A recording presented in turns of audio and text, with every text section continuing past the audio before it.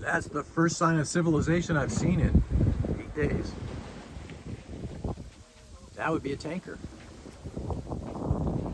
Or we call those the BFBs.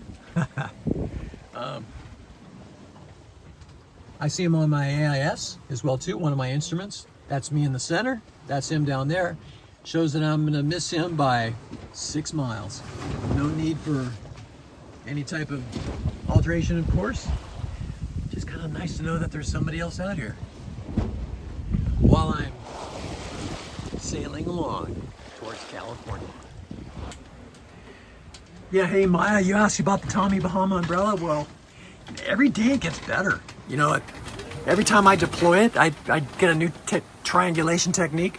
As you can see, all the necessary ocean racing equipment. I've got my crash helmet, got my Crocs, some water, got my harness, my hat, gloves. Damn, looks pretty tidy. So it's day 8 on Solstice's return trip to the mainland, and look what we got here. We've got an A4 kite up spinnaker, meaning the wind's pretty much on a beam reach to behind me, the true wind's behind me. The conditions are absolutely perfect.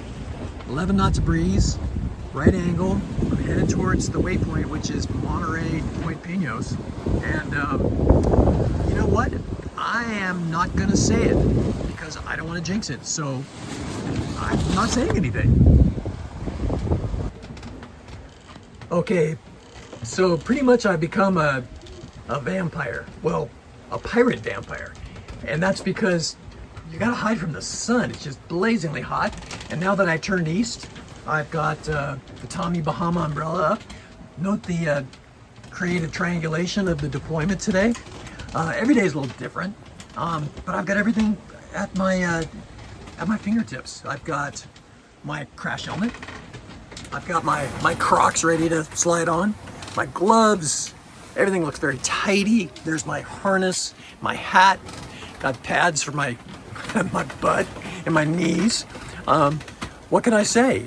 Every day gets a little bit better and easier, and the umbrella is an essential piece of equipment on Solstice. I know videos don't typically do justice to a rainbow, but this one's pretty spectacular. Just wondering if it'll turn out as beautiful as it looks. Right on the edge of a squall. That squall has passed me, so I don't think it's a problem, but it's pretty amazing.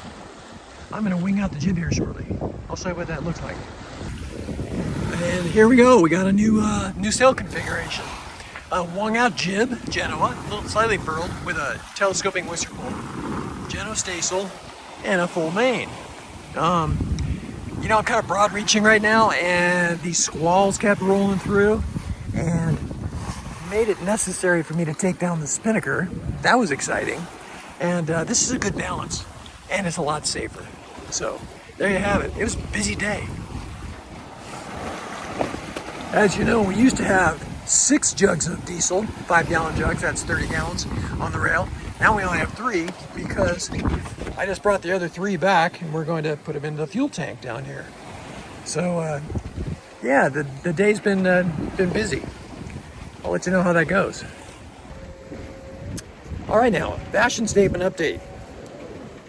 Hooded long sleeve because it's bloody hot. Floppy hat still because you got to protect everything, and shorts and Crocs with no socks. I think that's the uniform of choice today. I'm gonna get busy. Was a very busy day. I'm the very busy spider. All right, now what did we do today? Well, we motored out of the high to start with, and that was nice to get some wind. Put up the A4 spinnaker, had it up all day. That was a good call until it wasn't. And it wasn't when the afternoon and evening squalls start rolling through, and I had to take it down in a hurry. That was a lot of fun. Now we've got the